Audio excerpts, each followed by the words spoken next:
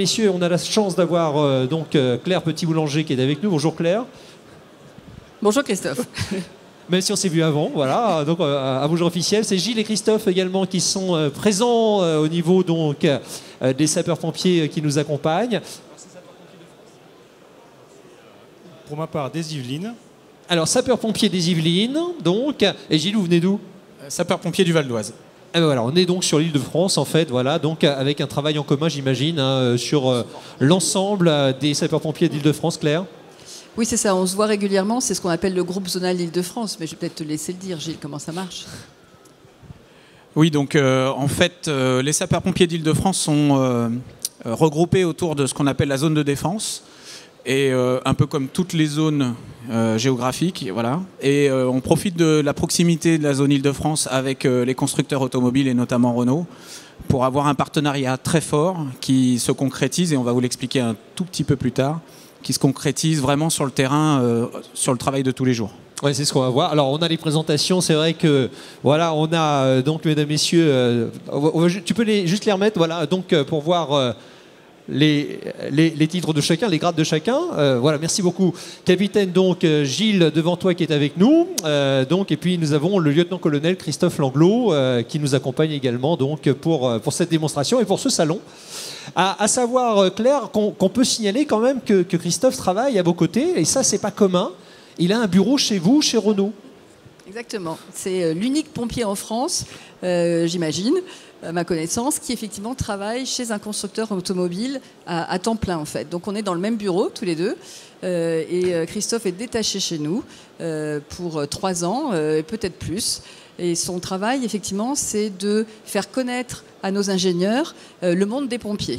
Bon, même si je le connais déjà depuis un certain temps, mais vous imaginez bien qu'un lieutenant-colonel en tenue dans un technocentre qui explique en fait, voilà pourquoi je vous demande ça, messieurs les architectes, messieurs les ingénieurs, sur vos futurs véhicules, parce que mes collègues vont intervenir de cette façon et on a besoin que le véhicule soit penser intelligemment pour que nous aussi, nous les pompiers, quand on aura besoin peut-être d'intervenir sur vos véhicules, on soit le plus efficace possible. Mais je vais peut-être partenariat intelligent, et c'est vrai, Christophe, c'est quand même, on va dire, finalement pas commun d'avoir un professionnel des secours qui travaille chez un constructeur. Ça s'est fait comment ? Alors effectivement, Christophe, ce n'est pas commun. Ça s'est fait suite à un regard porté par l'ensemble de la profession sur l'évolution du nombre de désincarcérations auxquelles les sapeurs-pompiers étaient confrontés. Les véhicules évoluent, les véhicules sont de plus en plus sûrs, vous allez le voir et le comprendre pourquoi après. Et donc, il y a 3 ans, on s'est rendu compte qu'il fallait qu'on se tourne vers le milieu de l'automobile pour comprendre pourquoi de moins en moins de fois, nous avions à vraiment découper un véhicule pour extraire une victime. Et la meilleure façon de comprendre, c'était de s'immerger auprès de ces constructeurs automobiles. C'est ce qui a pu être fait avec le constructeur Renault. Donc depuis effectivement 1 an maintenant, je suis à leur côté. Et ça me permet aussi de pouvoir les conseiller sur les besoins des sapeurs-pompiers et aussi de retransmettre la bonne information, notamment avec le groupe zonal d'Île-de-France, comme ça a été évoqué précédemment. Comment ça se passe une réunion? On vous présente les futurs modèles, les innovations, enfin je sais pas, et vous dites oui, non, enfin dites-moi. Il y a un échange, un débat, il y a des débats. Comme on est entre nous, je vais vous parler des futurs modèles. Alors, c'est ça. Mais alors, l'exclusivité. Je ne pourrais pas vous en parler. Effectivement, la question est très pertinente. Je suis lié à une clause de confidentialité par rapport aux futurs modèles, mais par contre, on évoque les besoins des sapeurs-pompiers sur ces futurs modèles. Alors, on n'a pas une grande diversité de besoins, heureusement, sinon ça serait très compliqué pour l'ensemble des constructeurs. On a quelques petits éléments qui nous sont très importants pour pouvoir intervenir sereinement et rapidement. Et donc, c'est autour de ces éléments particuliers que nous travaillons pour avoir un accès facilité, pour avoir une reconnaissance visuelle facilitée et pour être sûr que ça puisse nous être utile. Car les ingénieurs dans le monde de l'industrie sont très généreux pour le monde des sapeurs-pompiers. Et parfois, il serait dommage qu'un élément soit mis, coûte, et qu'on ne puisse pas l'utiliser. Et c'est vraiment là un petit peu le travail le plus important à réaliser. Faire en sorte que ce soit utile pour un objectif, sauver des vies. Gilles, bon, longtemps c'est sauver des vies, mais vous aussi qui êtes sur le terrain, vous sentez qu'il y a une évolution justement dans le bon sens des constructeurs et des fabricants justement d'outils de désincarcération, pardon. Alors tout à fait. On a connu il y a une quinzaine, vingtaine d'années l'absence de partenariat avec les constructeurs automobiles, avec l'arrivée du GPL. On n'a pas été inclus dans l'arrivée de ces dispositifs de carburation et les pompiers l'ont payé un lourd tribut il y a quelques années. Donc nous, on voit forcément d'un bon œil. On est loin de cette démarche commerciale, bien évidemment, qu'il y a avec les constructeurs, mais en tout cas, ce partenariat, il est essentiel. Et dans notre intérêt pour protéger nos sapeurs-pompiers, on va le voir, vu la technicité maintenant des véhicules. Sur les opérations de désincarcération, il faut qu'on soit accompagné par les constructeurs pour savoir vraiment où est-ce qu'on va découper, où est-ce qu'on va avoir des facilités de travailler et où est-ce qu'on va avoir des complications. Donc on va vous en parler. Mais aussi pour les feux de véhicules, maintenant il y a des nouvelles énergies, l'hydrogène, les batteries, des véhicules rechargeables, hybrides, etc. Et du coup, je fais le lien avec ce que je vous disais sur le GPL. On ne peut pas travailler dans notre coin sans se rapprocher des constructeurs automobiles. Tout ça dans l'intérêt, 1, de la sécurité des sapeurs-pompiers, et puis 2, accessoirement quand même pour les victimes. Voilà, les véhicules évoluent, le secours aussi, hein, donc il faut vraiment être très lié, hein, donc pour avoir des secours évidemment optimum. Alors Claire, on va découvrir, Claire Petit-Boulanger, on va voir un petit peu donc quelles sont les évolutions finalement au niveau de ces véhicules. Alors on a plus à l'esprit, j'ai l'impression, on va dire les anciens accessoires ou non accessoires qu'on avait ou pas au niveau des voitures, donc il y a quelques temps. Alors on va voir ça sur écran. On commence par l'évolution des véhicules. Alors, vous avez vu, alors je vais repartir juste 2 secondes en arrière. L'évolution des véhicules a entraîné, bien sûr, une évolution des lésions des victimes. Tout est lié, et c'est pour ça qu'on en parle aujourd'hui. C'est ce qui est le plus important pour vous, c'est de savoir ça. Alors, on est reparti un peu en arrière pour vous montrer une photo, pour que vous rendiez compte quand même ce qui se passait avant. Et quand je dis avant, c'est quand j'étais des petites filles, donc c'était pas autant des dinosaures. C'est qu'en fait, ces 2 voitures que vous voyez derrière moi ont subi la même violence de choc. Et donc, dans les années 70, voilà ce qui se passait pour la photo que vous voyez en haut à gauche. Et du coup, de la suivante, c'est dans les années 2000. Vous voyez les constructeurs ont fait énormément de progrès. Et vous imaginez bien que les personnes qui étaient à bord de l'une et de l'autre ne se sont pas sorties de la même façon. Ça s'est pas fait en 3 secondes, évidemment. Pendant plusieurs décennies, les véhicules ont été améliorés au cas par cas, au coup par coup, en travaillant beaucoup avec nos accidentologistes, j'en ai 2 en face de moi, donc je peux le dire, ils sont là à m'écouter. Et ils sont allés sur le terrain pendant des années pour essayer de comprendre ce qui se passait sur les véhicules, pourquoi il y avait eu des victimes, comment faire pour améliorer les choses. Et donc on va vous en parler, on va vous parler de toutes ces améliorations qui ont fait que les véhicules de tout, enfin je parle de Renault, mais vous imaginez bien que c'est pareil chez les autres constructeurs.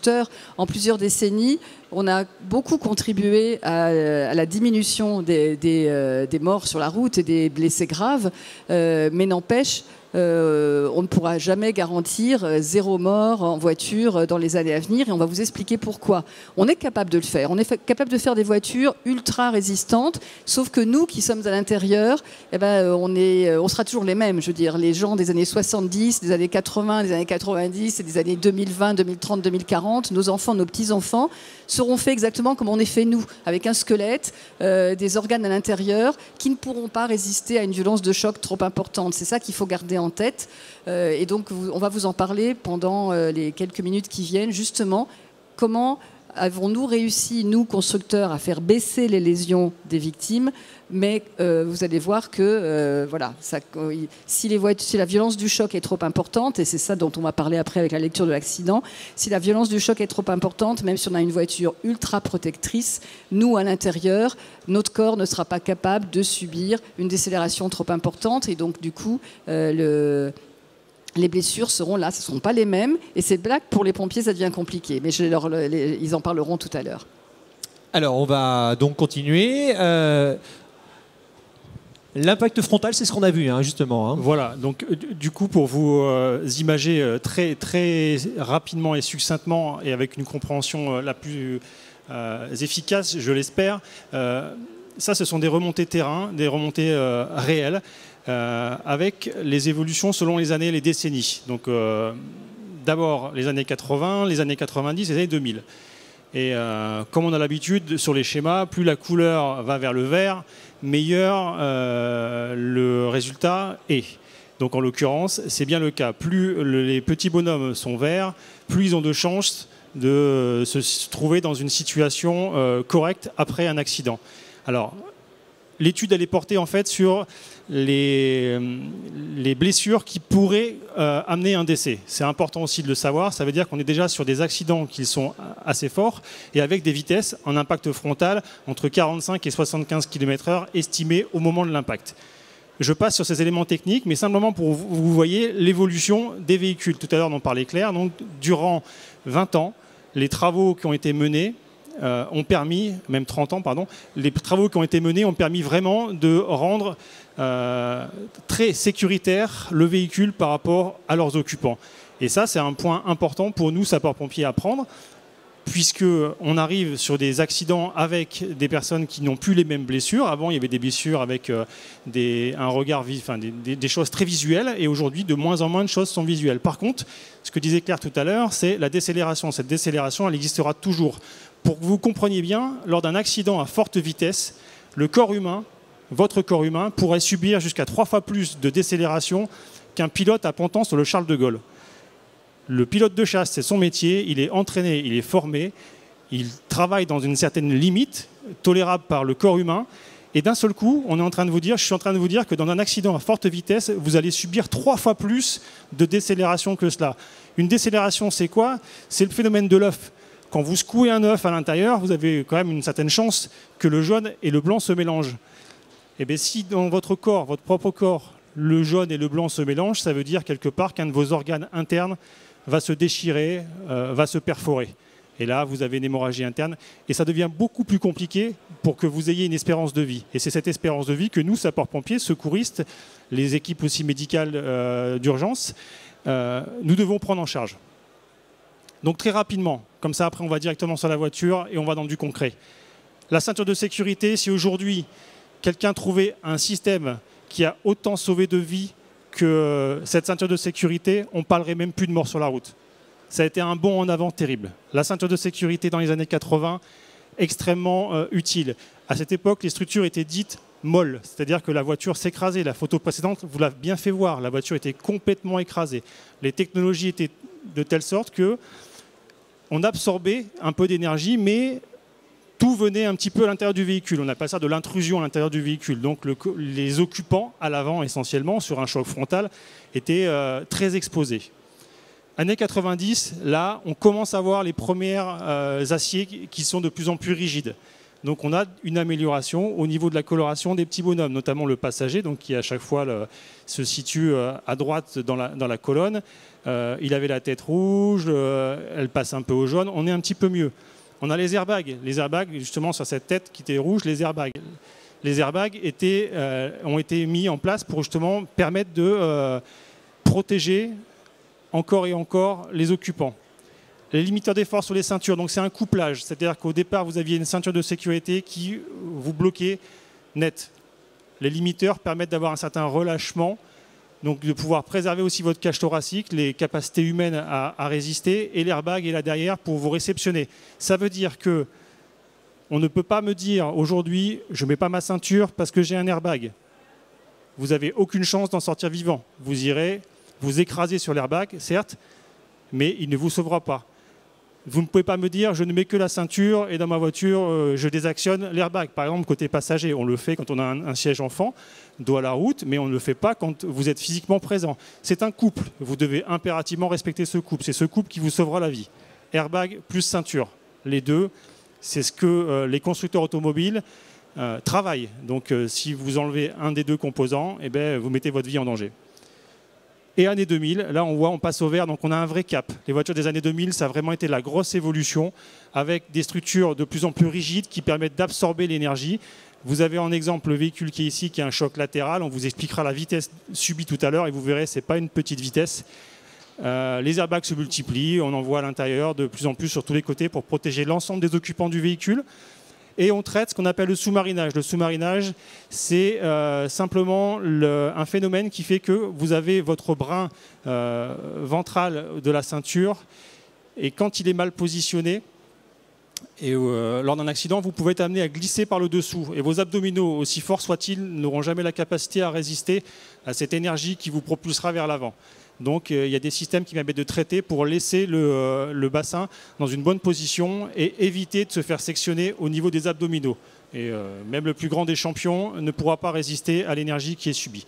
Donc voilà, en quelques mots, simplement pour vous dire, le véhicule a évolué et ça a amené une évolution à l'intérieur des occupants de ce véhicule, en bien évidemment, en respectant toujours, et je le répéterai sans cesse s'il le fallait, la ceinture et les airbags activés. 2 choses extrêmement importantes pour votre propre vie. Voilà, donc c'est vrai que ça calme tout de suite. On va tout rallumer. Moi, je remets tous les airbags, il n'y a pas de souci. Et la ceinture, bien sûr, sans problème. Donc, vous voyez un petit peu ces schémas, c'est assez impressionnant. Alors, on a encore des évolutions possibles. On va voir d'ailleurs avec Gilles, Christophe et Claire, on va voir un petit peu ce véhicule. On va faire le tour, mesdames, messieurs, pour avoir peut-être une lecture. Gilles, c'est le but, justement, pour les secours sur le terrain, d'avoir une lecture presque immédiate, finalement, du véhicule, ou immédiate, d'ailleurs, de ce qui s'est passé. Alors c'est exactement ça. Avec ce qu'on vient de voir juste avant, on devine à peu près maintenant comment le corps humain va réagir à des vitesses, on va dire à peu près standard. Maintenant, quand on a un accident avec des vitesses très élevées, bien évidemment, les matériaux ne se comportent plus du tout pareil. L'organisme non plus ne se comporte pas du tout pareil.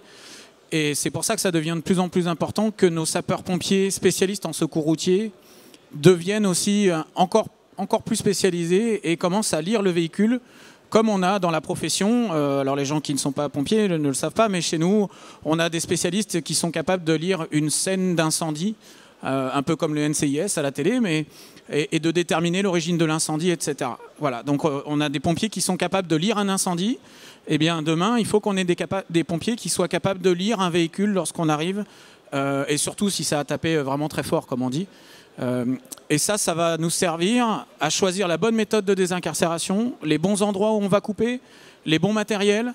Ça va nous permettre aussi d'avoir une notion de timing qui va être très importante avec l'équipe du SAMU, avec les médecins, qui vont nous permettre d'extraire le plus rapidement possible, de la façon la plus judicieuse et avec la meilleure méthode, la victime de façon la plus optimale. Voilà, donc l'efficacité, avant toute chose. Claire, c'est votre voiture, ça? On va aller la voir tout de suite. Ah bah bravo, c'est du joli. Ah, c'est pas ma voiture perso. Hein. Allez, on va tous... Voilà, donc merci de laisser un peu d'espace parce qu'on va rester avec nous, bien sûr. On a donc cette voiture, elle a reçu un petit choc quand même. Alors c'est un Espace 5, donc ça fait partie des modèles de dernière génération. Et tous nos véhicules, mais tous les constructeurs font ça, pour être sûr de passer la réglementation et qu'on soit sûr que nos clients seront bien protégés, tous nos véhicules subissent des crash tests. Régulièrement, on a donc plein de prototypes comme celui-ci qui vont subir un crash test, soit frontal, soit latéral. Là, c'est le cas. C'est un crash test latéral qui simule du coup le fait qu'une voiture sera rentrée dans cet espace sur son côté gauche. Et en fait, c'est une barrière qui simule la voiture, d'accord ? Ça, c'est un crash Euro NCAP. D'ailleurs, vous voyez qu'il y a des petites mires dessus. Et on a enlevé tout à l'heure, avant d'installer la voiture, effectivement, on voit bien que cette voiture-là a été testée par un laboratoire qui s'appelle l'UTAC, qui est à Montlhéry. Alors nous, on a nos propres endroits de crash test, en fait. On a un site, comme tous les constructeurs, on a un site où on fait nos propres crash tests. On en fait presque un par jour. Ça veut dire qu'on abîme. En fait, on casse beaucoup de voitures pour être sûr que nos clients seront protégés. Pour être sûr de ça. Et en plus de ça, après que nous, on en est craché chez nous, finalement, les laboratoires qui sont dédiés à ça vont aussi faire leurs propres tests pour finalement donner un tampon en disant c'est bon, cette voiture, elle est homologuée et elle répond aux différentes réglementations et elle va aussi pouvoir éventuellement gagner les fameuses étoiles de sécurité. Christophe intervient là-dessus justement aussi sur le résultat des crash tests ou pas? Vous avez... Non, pas du tout, ça rentre pas dans la... Non, alors du coup, Christophe, il intervient, on en parlera un peu tout à l'heure, c'est beaucoup sur la façon d'aider les pompiers à intervenir en toute sécurité pour eux et pour les victimes, en particulier sur les véhicules de nouvelles énergies, les énergies alternatives. C'est ce qu'on disait tout à l'heure, d'accord, ok. Un peu plus tard. Là, du coup, franchement, sur la sécurité passive, c'est ce qu'on appelle la sécurité passive, c'est la protection des occupants au moment du choc. On a un bon background déjà de connaissances. Les ingénieurs savent très bien ce qu'il faut faire pour protéger la voiture. Par contre, après, et on va en parler aussi avec Gilles, c'est qu'on a tellement finalement fait de progrès pour protéger nos clients que malgré tout, quand le choc est important, les pompiers, du coup, d'une part déjà, ils ont beaucoup moins de désincarcération à faire qu'à une époque, parce que les voitures sont plus protectrices. Mais par contre, quand ils ont besoin de désincarcérer, donc de découper dans les aciers, elles sont tellement protectrices que là, elles vont leur poser problème. Et c'est ça dont on va parler juste après. D'accord ? Donc en fait, notre travail ensemble, c'est que nous, les constructeurs, on donne les bonnes informations aux services de secours au moment où ils interviennent.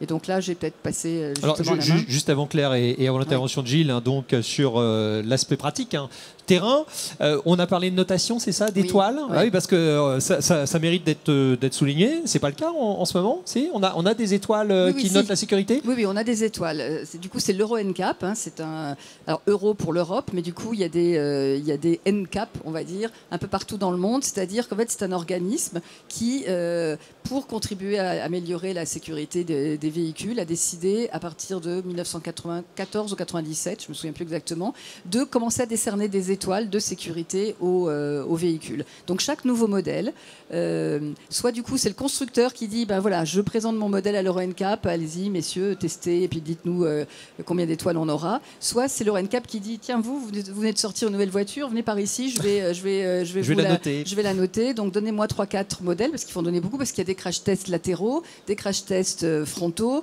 un crash test poteau, il y en a un sur le stand Renault avec Galin, Matro et Milwaukee, où on voit qu'un poteau c'est quand même super, très intrusif en fait dans un véhicule, et même si c'est à des vitesses pas extrêmement fortes, vous verrez si vous venez sur notre stand que c'est impressionnant quand on se met à la place de la personne qui est à l'intérieur de la voiture. D'accord ?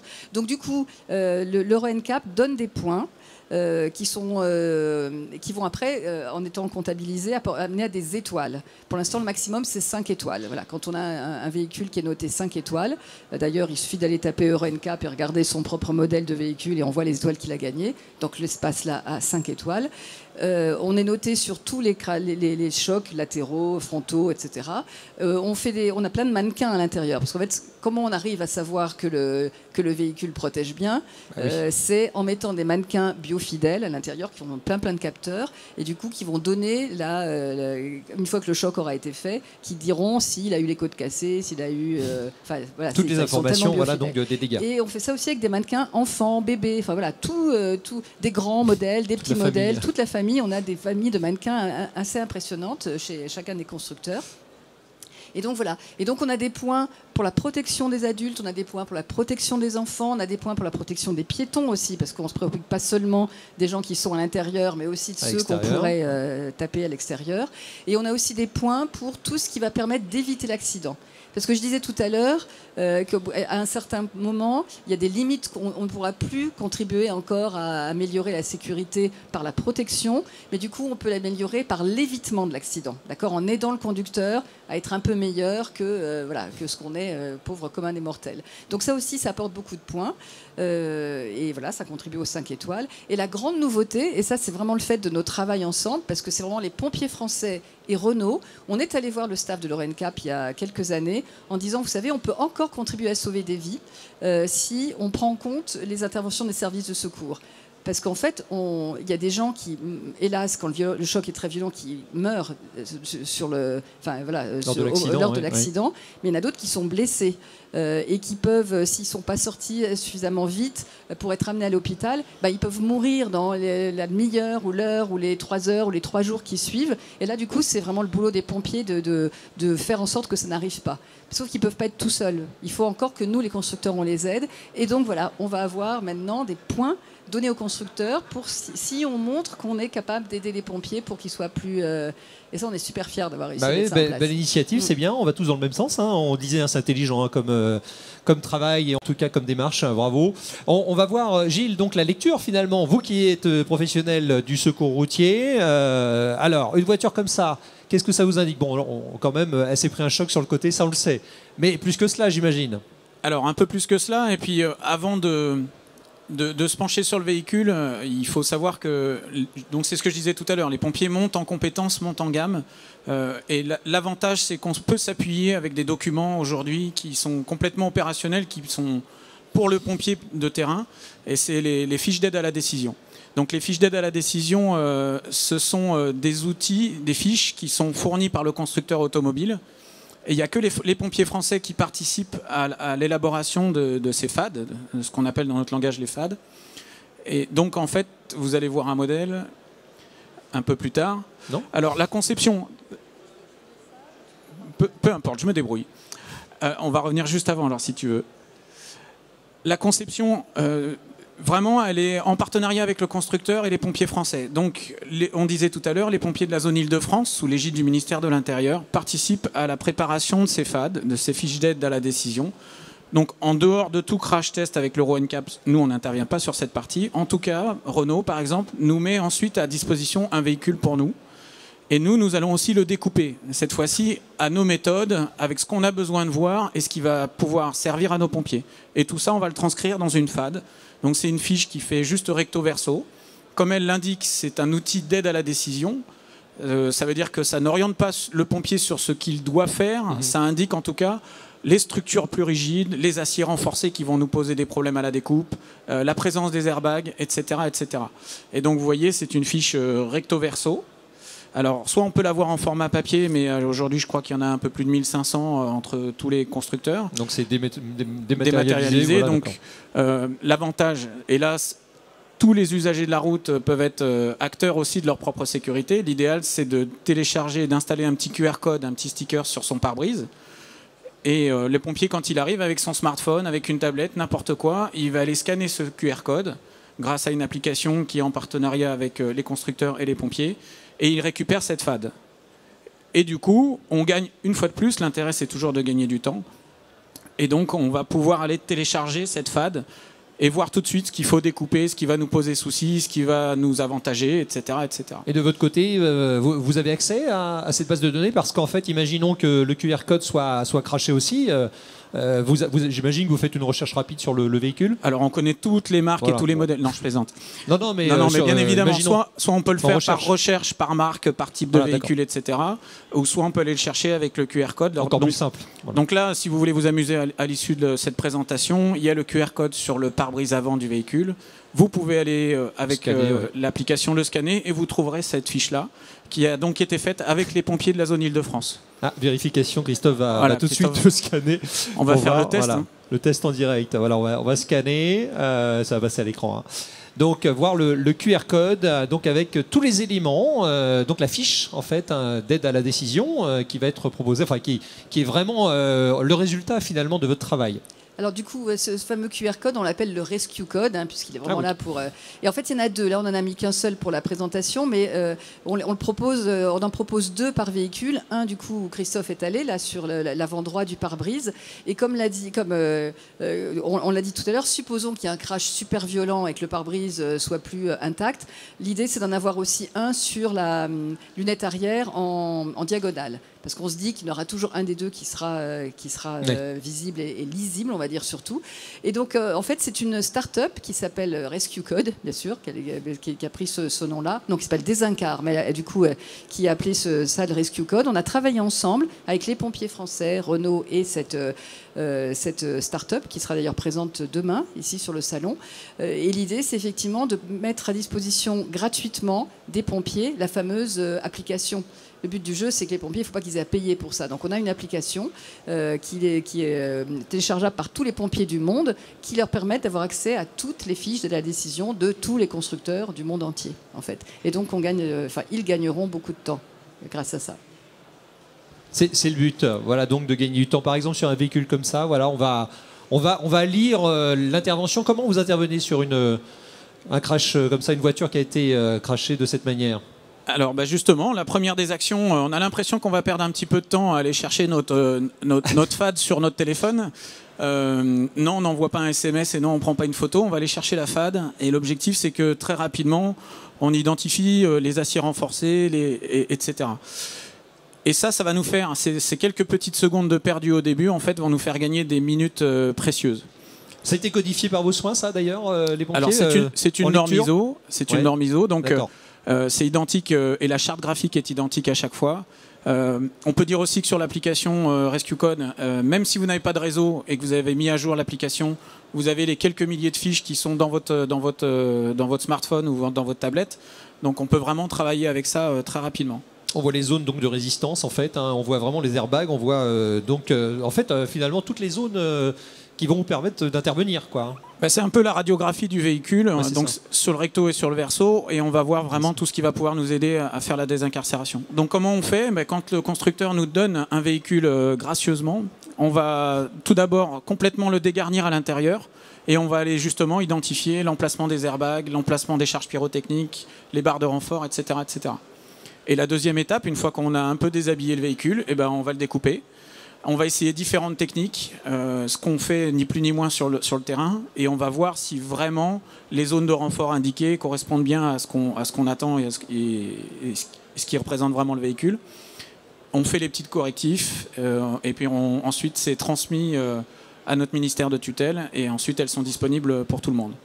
Donc j'insiste vraiment, ça c'est vraiment un partenariat français, parce que les autres constructeurs automobiles d'autres pays font leur FAD, ils la font à la norme ISO, il n'y a pas de souci, mais elle est validée et corrigée par aucun pompier de terrain. Donc elles peuvent être très bien, comme elles peuvent être aussi parfois approximatives. Ouais. Mais en tout cas, l'avantage de ce partenariat avec les constructeurs automobiles français et Renault en particulier, c'est voilà, on a quelque chose de validé par les professionnels. Voilà. On est vraiment là-dessus. Alors, je vais juste ajouter quelque chose. Je reviens avec l'Euro NCAP, c'est que justement à partir de 2020, l'Euro NCAP, quand ils vont faire leur crash test avec les véhicules, vont maintenant aussi noter les fiches de la décision et donc vont vérifier, finalement vont faire le boulot que n'ont pas pu faire les pompiers des autres pays pour leurs constructeurs automobiles. Du coup, ce sera les labos qui le feront. Donc on avance petit à petit pour faire en sorte que toute la documentation soit la meilleure possible pour les sapeurs-pompiers. À l'international, voilà. C'est le principe donc d'unifier l'ensemble. Alors, on va peut-être s'interroger sur, entre autres, les occupants. Non, je ne sais pas si vous aviez un déroulé peut-être. Non, mais allez-y, on répond. Moi, ce qui m'intrigue maintenant avec l'espace nouvelle génération, le 5, justement, un occupant avec quand même, là, on a eu un choc latéral. Alors, je ne sais pas à quelle vitesse, on peut le dévoiler maintenant? Ouais, quelle vitesse? Du coup, ça c'est la vitesse, c'est le crash test réglementaire, on va dire, de l'Euro NCAP, donc c'est 50 km/h. C'est au moment du choc. L'impact a lieu à 50 km/h et voilà ce que ça fait. Il y a quelques années, à 50 km/h, le siège passager, enfin le conducteur pour le coup, puisqu'on est côté gauche, aurait été beaucoup plus enfoncé, d'accord. Là finalement, je laisserai du coup Christophe et Gilles expliquer ce qu'ils ont à faire sur cette. Mais là, le passager, le conducteur, il est tout à fait protégé. Pourquoi? Parce qu'il y a eu les airbags rideaux qui se sont déclenchés. On parlait tout à l'heure, Christophe disait, à l'époque, il n'y avait pas d'airbag. Donc, dans un cas de figure comme ça, il y a 20 ans, le conducteur, en fait, il avait la tête qui tapait contre le pied milieu. Et je peux vous garantir qu'un pied milieu d'espace, c'est beaucoup plus rigide, même à l'époque où on parlait de structure molle, c'est beaucoup plus rigide que nos têtes à nous, d'accord? Donc là, il y avait effectivement des problèmes avec ce qu'on appelait des fracas crâniens, etc. Donc très très peu de chances de survie. Là, avec tout ce qu'on a mis dans l'intérieur des voitures pour protéger, même si on a quand même l'impression qu'il y a un peu d'intrusion, elle est tellement plus faible par rapport à ce qu'il y avait avant, que là, on garantit effectivement la... Sauf que là, on est dans un choc réglementaire, à 50 km/h de choc, d'accord, d'impact, qui est quand même assez fort. Hein. Ça couvre quand même, c'est ce on dit qu'on couvre 93 à 95% de tous les chocs. Mais si quelqu'un arrive et vient défoncer la voiture, ou si cette voiture va rentrer à toute allure dans un pont, dans un mur, je ne sais pas, là, nous, on ne saura plus faire. Les constructeurs ne seront plus capables de garantir justement qu'il n'y aura pas d'intrusion qu'on a justement réussi à gratter toutes ces décennies. Vous êtes allé au maximum, ça c'est plutôt pas mal. Bah oui, enfin maximum, il y a toujours à faire. Hein. On parlait de prévention tout à l'heure, bien évidemment, au niveau des outils donc, qui vont aider à la conduite. Alors qu'est-ce qu'on peut lire là en fait Alors là en fait, l'objectif c'est que le sapeur-pompier spécialiste en secours routier, il fasse cette lecture de l'AVP qui cherche un petit peu les montants, etc. Alors là, j'ai pas les outils et puis je suis pas équipé pour dégarnir, mais la première action à faire c'est de... Alors après avoir coupé les énergies, caler le véhicule, voilà, on a toute une procédure. Vous voulez la fiche peut-être Regardez, d'aide à la décision. Alors voilà. On va la lire. Non mais très rapidement, ouais. On voit qu'il y a toute une partie à l'intérieur du capot qui sert qui est rigidifiée. Donc en fait, on sait que maintenant, ce genre de véhicule, ils ont une zone de survie qui est sur la partie centrale et que la partie arrière et avant, elles sont constituées d'alliages et sont faites pour absorber le choc. Donc en fait, tant que c'est la partie avant, par exemple sur un choc frontal avant, tant que c'est la partie avant qui est impactée, on va dire que pour l'instant, ça a l'air de correspondre à ce que les véhicules de nouvelle génération font pour absorber les chocs. Alors c'est vrai qu'avant, le pompier, lorsqu'il arrivait et qu'il voyait aussi un véhicule qui était fortement impacté par l'avant, eh ben, il avait la même réaction que le grand public, c'est-à-dire il disait « Waouh, ça a tapé fort et ça va être compliqué ». Aujourd'hui, le pompier ne doit plus avoir cette réaction du grand public et il doit savoir qu'il y a telle énergie qui a été absorbée par le véhicule. Par contre, si on commence à atteindre ce qu'on appelle le montant A, donc le premier montant au niveau du pare-brise, et que ça commence à déformer la structure et l'ossature de la portière en partie supérieure, voilà, on sait qu'il y a des énergies qui ont continué et que l'impact a été beaucoup plus violent que les standards classiques de l'Euro NCAP, et que l'énergie a continué à se transmettre à l'intérieur du véhicule et à être encore suffisamment forte pour impacter la victime. Voilà. Donc rien qu'en voyant par exemple la structure de la portière, on se dit que, en tout cas, la cellule de vie ici a l'air d'être conservée à l'intérieur. Voilà, donc premier temps, c'est ça, l'habitacle donc est conservé. On se dit, bon, il y a des chances finalement que tout aille pour le mieux, mais bon, il faut vérifier bien sûr. Alors en sachant que le pompier spécialiste en secours routier, lui, il fait sa lecture de la voiture, mais entre-temps, à l'intérieur, on a des pompiers secouristes qui, eux, vont faire la lecture de la victime, en fait. Ils vont réaliser leur bilan. Ces deux choses sont complètement indépendantes au début, mais à un moment vont finir par se rejoindre. Bien sûr. Et voir si l'analyse du pompier en secours routier elle est cohérente avec le bilan de la victime. Donc on a une personne, j'imagine, qui va coordonner l'ensemble, hein, c'est ça? On a un pivot en quelque sorte dans l'équipe? C'est ça, donc on a deux équipes en général. Il y a l'équipe de secouristes qui sont à 3 dans une ambulance. On a une équipe de secours routier qui sont à 2 ou 3 suivant les départements. Et en général, il y a ce qu'on appelle un chef de groupe, un officier qui va coordonner tout ça. Voilà. Et donc l'objectif, c'est qu'une fois qu'on synthétise chacun nos informations, on a une vision plus précise de ce que risque d'avoir la victime. Mais on n'a pas les yeux en rayon X, ça c'est limite aussi. Par contre, ça nous permet tout de suite de choisir la méthodologie opérationnelle pour sortir la victime. Alors Christophe, on a évoqué justement la différence finalement donc, au niveau des dégâts corporels. Hein. C'est vrai que là, par exemple, sur une voiture comme ça, on serait plus sur... donc des dégâts, vous parliez tout à l'heure de l'œuf, l'exemple de l'œuf qu'on a mélangé. Là, donc, on va plus faire attention qu'il y a quelques années, dans les années 80, hein, d'accord, sur les dégâts finalement internes. Alors, on va regarder effectivement sur cet exemple-là, on va regarder effectivement si la personne était ceinturée et les airbags vont toujours se déclencher dans l'accident. Donc l'airbag, oui, s'est déclenché, mais j'ai parlé tout à l'heure d'un couple indispensable, airbag-ceinture. Si la personne avait sa ceinture et que l'airbag s'est déclenché, on est dans un cadre, je vais dire, réglementaire. C'est-à-dire que c'est vraiment le travail mené par tous les constructeurs automobiles avec ce type de choc. Si vous étiez assis à la place avant, vous auriez peut-être quelques contusions, mais pas plus. Voilà.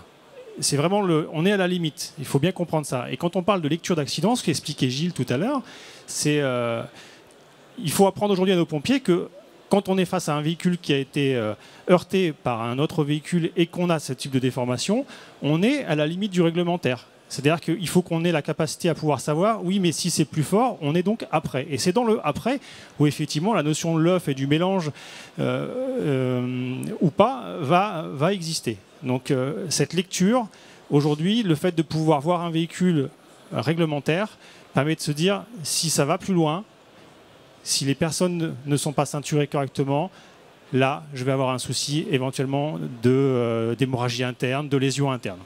Et c'est vers cela que le métier, que la profession doit tendre pour mieux prendre en charge les victimes d'accidents. Voilà, donc on le voyait, évolution bien évidemment des constructeurs au niveau de ces modèles, et également évolution au niveau des fabricants d'outils de désincarcération. On est vraiment sur ce principe. Vous avez des outils justement à venir, Gilles, qui vont vous être utiles, ou des outils déjà très pratiques? Enfin, comment ça se passe? Vous avez un lien avec les fabricants?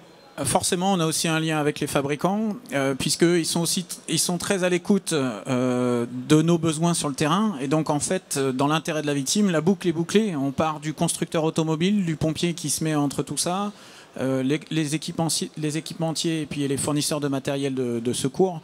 Et voilà, une fois qu'on met tout ça en osmose, on arrive à avoir du matériel qui s'adapte aussi à l'arrivée des véhicules nouvelle génération. Donc, on est passé sur des outils qui sont plus puissants. Parce qu'on a maintenant des aciers de plus haute résistance, de plus haute performance, donc il faut aussi qu'on puisse parfois aussi les découper. Et puis grâce au FAD, il y a aussi des fois où on saura qu'il ne faut pas couper là, et puis il faut découper 10 cm plus bas pour arriver sur une partie d'alliage plus fine. Avec les constructeurs de matériel, on part aussi beaucoup plus maintenant sur du matériel électrique, sur batterie, plus petit, plus maniable, qui fait moins de bruit aussi. Ça nous permet d'être plus attentifs à ce que nous dit la victime, etc. etc. Donc bien évidemment, il y a une évolution aussi et du côté des constructeurs, et du côté des sapeurs-pompiers, et du côté des fabricants d'outillage.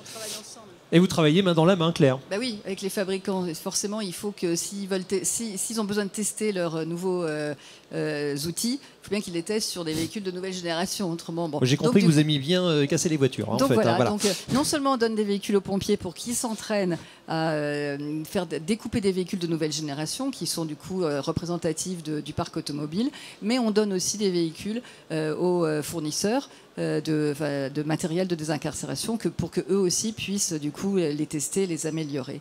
Voilà, c'est un cercle vertueux finalement. Nous, on met des voitures sur la route qui, hélas, peut-être un jour auront besoin d'être découpées par les pompiers, par du matériel de désincarcération. Donc il faut qu'on travaille tous les trois ensemble, quoi. Voilà, c'est normal. Voilà, main dans la main, comme on le disait. Donc, en intelligence, et c'est le cas, puisqu'on a fait avancer, entre autres, finalement, la notation européenne, donc l'Euro NCAP, donc, entre autres, pour même les autres constructeurs. Ça, c'est formidable. Bravo.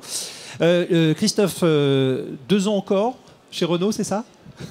Oui, sur le contrat, le premier contrat, c'est encore 2 années, effectivement. 2 années donc en bureau chez Renault, donc directement, avec beaucoup d'avancées, j'imagine, encore à mettre en avant. Alors donc, on l'a dit, les lectures évidemment de plus en plus nettes, plus détaillées, avec une avancée. Qu'est-ce qu'on peut améliorer? Parliez tout à l'heure, donc Claire, finalement, de la prévention, on va dire des outils qui aident à la conduite. Il y a des choses encore vraiment à mettre en avant encore. On peut aller plus loin finalement, Christophe? On peut aller plus loin, oui, on peut aller plus loin. Et ça, c'est ancré en nous tous, ici présents. Le plus loin, c'est comprendre que si j'avais une idée aujourd'hui, et si je vous disais, tiens, en fait, je vais prendre quelque chose de rectangulaire, 2 mètres par 3 mètres, je vais mettre 100 litres de carburant, et je vais mettre 4 roues et je vais faire rouler ça à 130 km/h, voire 150, voire 180 sur une route sinueuse ou droite. On me prendrait pour un fou. Aujourd'hui, on dirait tous, non mais c'est bon, passe à autre chose. Mais en fait, ça existe, c'est ce qui est devant nous, c'est une voiture. Et les constructeurs peuvent tout faire, les sapeurs-pompiers pourront tout faire pour aller vite, et on essaye, on voit bien, on essaie de se rénover, de prendre en compte les évolutions constructeurs. Mais pour répondre à ta question, Christophe, la seule personne qui peut améliorer la sécurité sur les routes aujourd'hui, c'est l'être humain, c'est son comportement humain vis-à-vis d'autres humains. Une voiture, c'est une véritable catapulte. Si jamais vous ne la maîtrisez pas, on n'est pas des pilotes. Les seuls gens qui sont des pilotes sont ceux qui sont sur les circuits de Formule 1 ou dans les rallyes. Et encore, il y a des crashs. Tout à l'heure, on parlait d'un choc à une vitesse aux alentours de 50 km/h. C'est 50 km/h au moment de l'impact. Ça veut dire que dans la vraie vie, ça correspond à des vitesses supérieures parce qu'on a tous ce fameux réflexe, heureusement, de freiner avant un accident. On a tous eu peur un jour en voiture et on a mis les pieds sur le frein. Donc ça veut dire qu'on arrive beaucoup plus vite. Et en fait, éviter de mettre le pied sur le frein, ça veut dire qu'on est dans la conduite raisonnable et raisonnée. Et là, effectivement, Christophe, on a un gap, on a une capacité à pouvoir faire, et on a cette capacité aussi à comprendre les raisons physiques. Tout à l'heure, je vous parlais de la physique, la décélération. Faites des petits calculs mathématiques si vous pouvez, essayez de regarder la littérature ou autre. Les constructeurs le font. On pourrait aller beaucoup plus loin dans la protection, mais ça ne servirait à rien puisque l'œuf serait mélangé. Et en ce moment, il y a un sujet d'actualité, alors je ne vais pas rentrer dedans, mais je peux vous garantir que 80 km/h par rapport à 90, c'est physique, ça sauve des vies. Voilà, vous avez l'exemple d'ailleurs en fait de la voiture en choc frontal juste derrière sur le stand. Mesdames, messieurs, vous pouvez les applaudir. Merci Claire Petit-Boulanger, merci Christophe et Gilles donc pour vos témoignages. Dans quelques instants, la suite. Il y a beaucoup de démonstrations sur cette place centrale. Et puis, on vous retrouve bien sûr sur le stand Renault, juste derrière, pour échanger avec vous sur cette lecture, donc, une nouvelle fois, de véhicules donc, accidentés et puis les avancées donc, possibles avec les professionnels du secours routier. Merci à tous les trois. Merci à vous aussi qui avez assisté à cette démonstration. Alors, je vous mets un petit peu dans la confidence. Voici le prochain rendez-vous. Voilà, sur le planning. Nous avons donc rendez-vous avec NFSave, donc on va parler d'applications intelligentes, ce sera dans quelques instants, donc là aussi pour gagner du temps, sauver des vies.